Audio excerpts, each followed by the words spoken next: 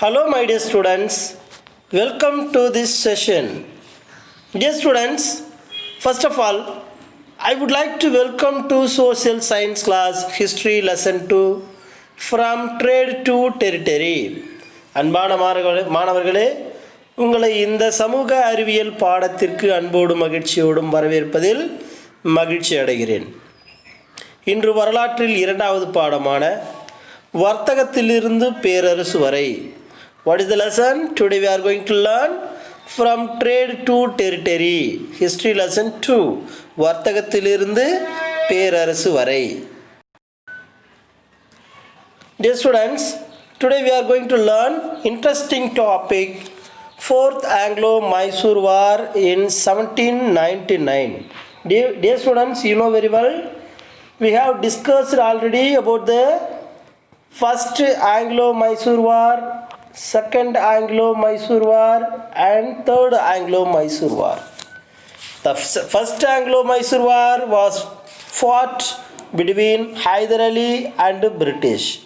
Hyder Ali defeated the British and to sign the treaty on April 4, 1769, Treaty of Madras. And then the Second Anglo-Mysore War also was fought between Hyder Ali and the British. The Second Anglo-Mysore War was the important in the history of India. The British defeated Hyder Ali. The Hyder Ali was died during the course of war of cancer, and then he died in 1782, and his son Tipu Sultan continued the war against the British. He also lost some places of his territory, and finally both of them agreed to sign the Treaty of Mangalore in 1784. And then the Third Anglo-Mysore War was fought between Tipu Sultan and the British. The Tipu Sultan defeated by the British, and then the Treaty of Srirangapattinam was signed between the Tipu Sultan and the British. The Tipu Sultan was very against to the British. The Fourth Anglo-Mysore War was the important role in the history of India. The Fourth Anglo-Mysore War was fought in between the Tipu Sultan and the British. Dear students, learning objectives to know about the causes, cause and treaty of Fourth Anglo-Mysore War. He is the Tipu Sultan, famous and brave king in the history of India against the British expansion and territories. He is the son of Hyder Ali. Dear student, first of all, causes for the Fourth Anglo-Mysore War. Dear students, Tipu Sultan did not forget the humiliating Treaty of Srirangapattinam imposed upon him by Cornwallis in 1790. So, இந்த மூன்றாவது ஆங்கிலேய மைசூர் போர் முடிந்த பிறகு treaty of Srirangapatna உடன்படிக்கை இந்த இருவருக்கும் ஒப்பந்தமானது.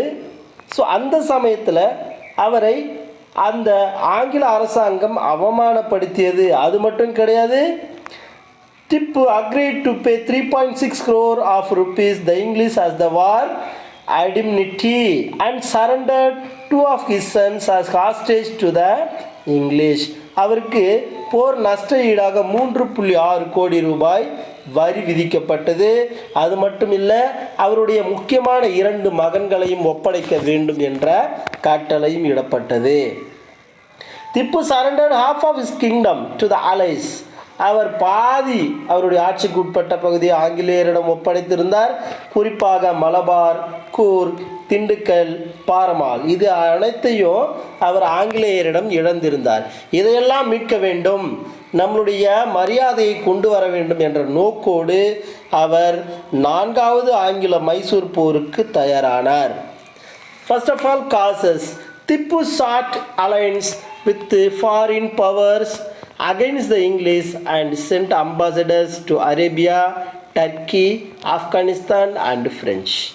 இந்த 4வது மைசூர் போர்லையும் Tipu sought alliance with foreign powers, வெளிநாட்டவர்களுடைய ஒத்துழைப்பை வேண்டுன்றதுக்காக என்ன பண்ணுறாரு, தூதுவர்களை இங்கிருந்து அனுப்புகிறாரு. குறிப்பாக அரேபியா, துருக்கி, ஆப்கானிஸ்தான் போன்ற நாடுகளுக்கு தூதுவர்களை அனுப்பி அவர்களுடைய இணைப்பை, பாதுகாப்பை ஏற்படுத்தி கொள்கிறார்.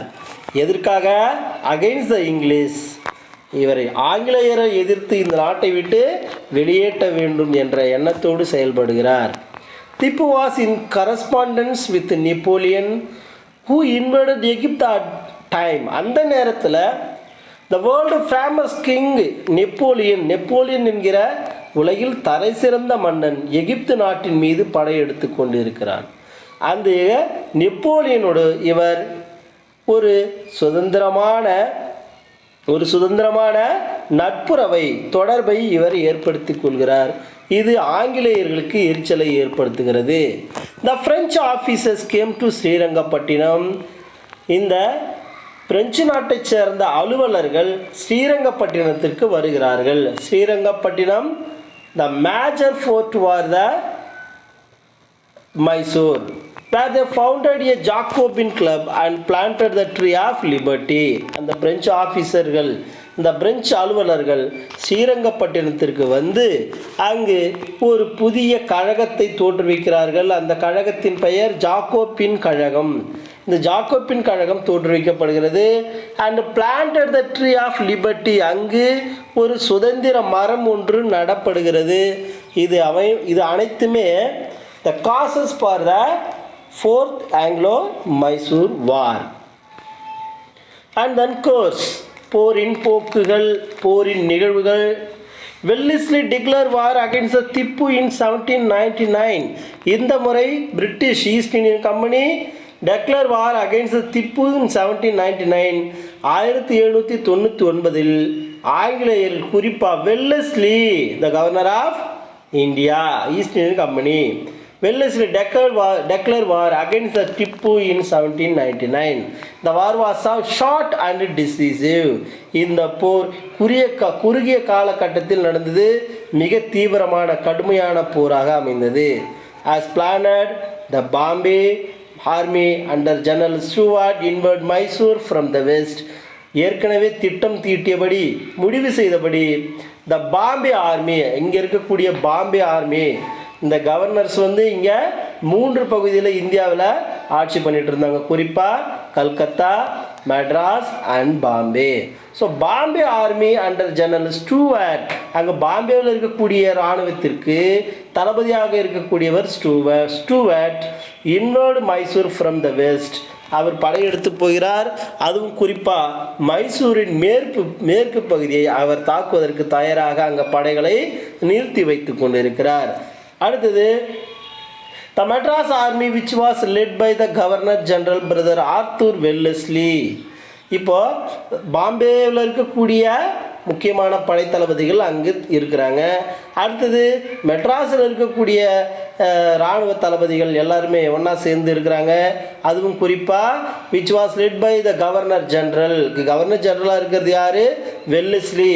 த பிரதர் ஆர்த்தூர் வெல்லஸ்லி, அவருடைய பிரதராக இருக்கக்கூடியவர் Arthur Wellesley forced Tipu to retreat to his capital Srirangapattinam. அவரும் என்ன பண்ணுறாரு, அவருடைய படைகளை கொண்டு சென்று குறிப்பாக அதை தாக்குகிறார். குறிப்பாக ஸ்ரீரங்கப்பட்டினத்தை அவர் என்ன பண்ணுறாரு, மீட்கணும் அப்படின்ற எண்ணத்தோடு செயல்பட்டு அங்கு தாக்குதல் ஏற்படுத்துகிறாரு.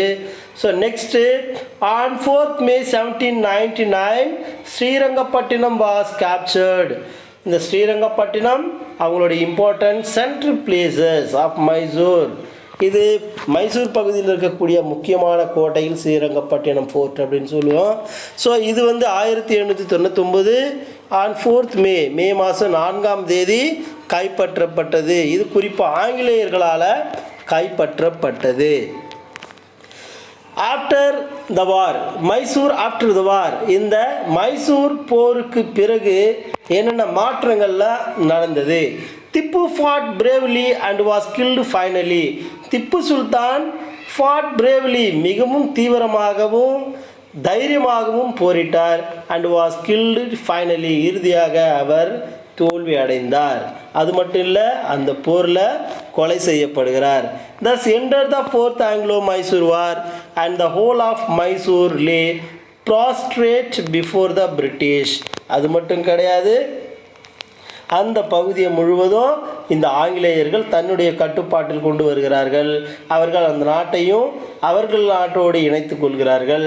இந்த இழப்பின் மூலம் 4வது ஆங்கிலேய மைசூர் போர் முடிவுக்கு வருகிறது. த English occupied Canara, Wayanad, Coimbatore, Dharapuram and Srirangapatna. ஆங்கிலேயர்கள் எந்தெந்த பகுதியில் இணைத்து கொண்டார்கள்?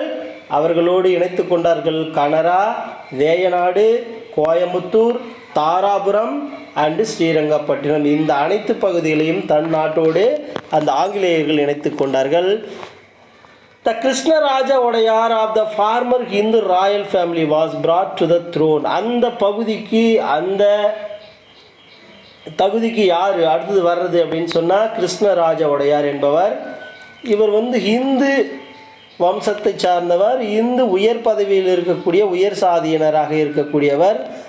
Krishnaraja Wodeyar of the former Hindu royal family was brought to the throne. அந்த பகுதி அந்த பதவிக்கு அவரை பரிந்துரை செய்கிறது இந்த ஆங்கிலேய நிர்வாகம். Tipu's family was sent to the fort of Vellore.